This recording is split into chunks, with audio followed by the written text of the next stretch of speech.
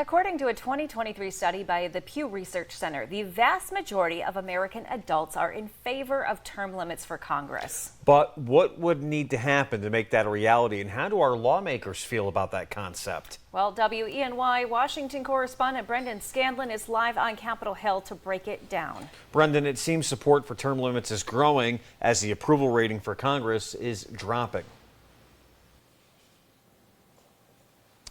Renata and Nick, good evening. That's right. Congress has a pretty dismal approval rating of about 12%. That's the lowest it's been since the government shutdown back in 2015. Yet despite low approval ratings in the past and present, incumbent members of Congress continue to get reelected at pretty high rates. 87% of Americans think that term limits could be the solution.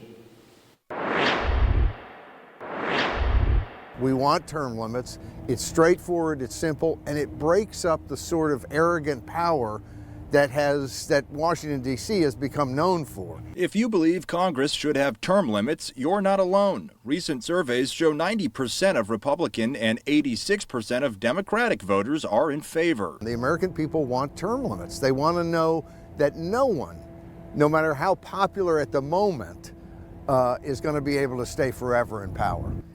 Paul Jacob is a board member of U.S. Term Limits, a nationwide group advocating for term limits at all levels of government. He believes the longer a lawmaker is in Washington, the more disconnected they become. And so you start to get comfortable.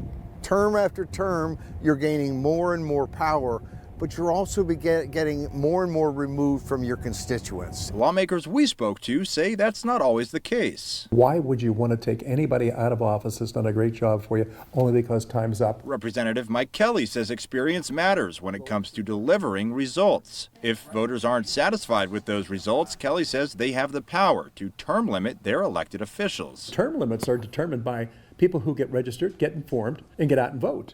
Those are the people that control term limits. And many Democrats agree. If people, come out and vote, they can change people every 2 years, or in the Senate every 6 years. But losing as an incumbent is rare. The truth is the power of incumbency, from the free mail they get to send out at taxpayer expense, to the name ID, to the fact that they have a vote on power right now. And that means they raise a ton more money than challengers. According to the nonpartisan watchdog group Open Secrets, incumbents running in 2022 Senate races raised an average of $29.7 million each, a massive advantage over the average $2.1 million raised by their challengers. The contrast is true in the House, just not as expensive. In the 2022 midterms, incumbent representatives on average raised $2.8 million, roughly 9 times more than the $308,000 raised by their challengers. That's one reason Jacob and U.S. term limits are pushing for change. A constitutional change. Now we're looking at how we get a constitutional amendment to limit members of Congress. Article 5 of the Constitution allows either 34 states at convention or both chambers of Congress to propose constitutional amendments. 3/4 or 38 states must then ratify the proposal in order for it to be enshrined as law. It may be a tall task, but Jacob says it's only a matter of time. The question is when. It's going to happen, but when?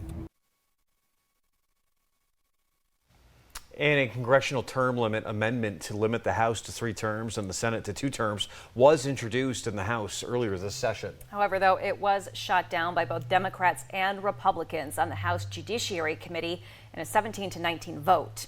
We'll continue to follow this story.